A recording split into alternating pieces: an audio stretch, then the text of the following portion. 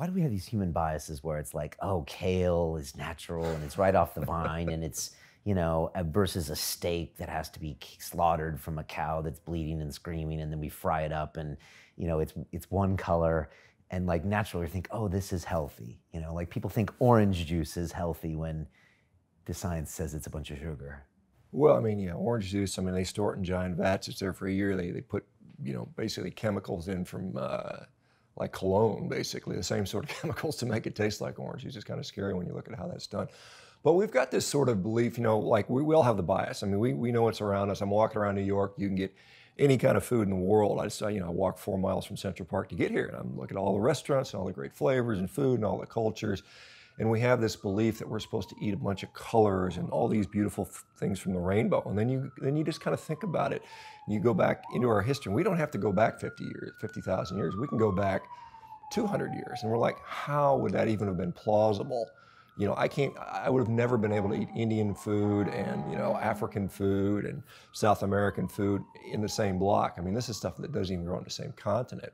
And so there's people like, we've got this sort of concept that this balanced diet, we have to have a balanced diet. And then you look at what's on the balanced diet and you're like, well, that doesn't even grow on the same continent as that. How would I have ever done that before? How would I have done that before modern refrigeration and modern, transportation, worldwide transportation? Wasn't even plausible. I mean, even if we say we eat just an omnivorous diet, which clearly we are omnivorous animals, I would say there's some argument about being a facultative carnivore, but if you think about the plausibility, and I mentioned this before, what food can we get in every continent, all throughout the year, every season, and it's not a plant. I mean, there's no plant that grows everywhere on the planet that you can say, I must have that. But you can get animals everywhere, and we've eaten every animal on the planet. I mean, we are apex predators. We've eaten whales, we've eaten shark, we've eaten seal, we've eaten lion, we've eaten cow. There's no other animal that has done what we could do as far as, being a predator. People say we don't have fangs and claws and pointy teeth. We've got a big brain. That was our weapon. Our brain is our weapon, and our brain developed because we had access to rich nutrition, high-calorie food. And you think about it from a foraging strategy. If you and I were to, magically be transported back 200,000 years, and we've got a spear, and there's these food options, and we've got these slow, big-moving animals that don't run away. You've been on safari. Elephants don't run from little animals because they're so big. They don't really have any natural predators. Maybe they're babies from a lion, but they're just so big, they don't run away. And so when humans kind of evolved spear technology, I mean, it was just a killing field. There's plenty of anthropologic evidence to indicate that. And so the question would be, would I eat these leaves, which one, don't provide any calories? I mean, there's no calories in there. That's one of the reasons plant-based diet works well, because you're eating all this food and there's no calories in there. But two, they don't taste particularly good. If you and I were to walk around, well, I guess maybe Central Park, I don't know if there's much vegetation where we're at now, but and start sampling random leaves or land, we would get sick. We wouldn't want to eat that. There'd be no real reason to us to eat that. So I think, if I were to say what's a natural human diet, it's probably some fruit.